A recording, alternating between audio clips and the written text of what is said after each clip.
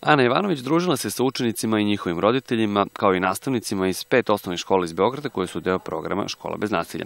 Ivanovićeva je sa đacima osnovnih škola Filip Filipović, Mihajlo Petrović Alas, Svetislav Golubović Mitraljeta, Miroslav Antić i Vasa Čarapić simulirala rad vršnjačkog tima.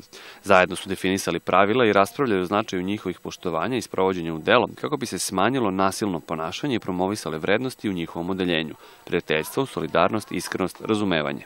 Sigurno da sam svesna da je nasilje veliki problem kod nas u školama, ne samo fizički, nego i verbalno. I čak i kad sam ja išla u školu, to je postojalo. Možda ne do te mere do koje je sada došlo, ali sigurno da sam ja neki put bila prozvana i štreber ili kako god. I to sigurno neki put može da ti onako zasmeta. I želim samo deci da kažem da su, makoliko da su oni različiti, oni su u stvari svi jednaki. I da svako ima pravo na svoje mišljenje i svako mora da bude svoj čovek i da svako ima pravo da se razvije kako on i njemu odgovara.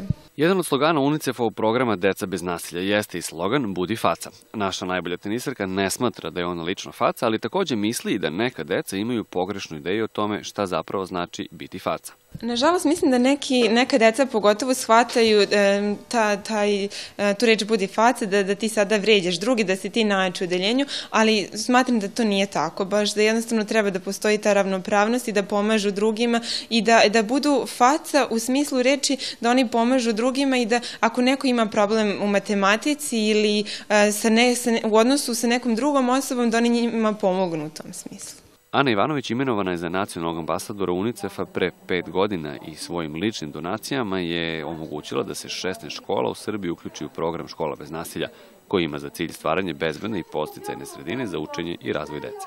Ona je na kraju susreta još jednom apelovala da svaki pojedinac, od učenika i roditelja do nastavnika i celog društva, mora da ulaže trud kako bi nasilje nestalo iz škola. Nebojša Radović, Televizija Pink.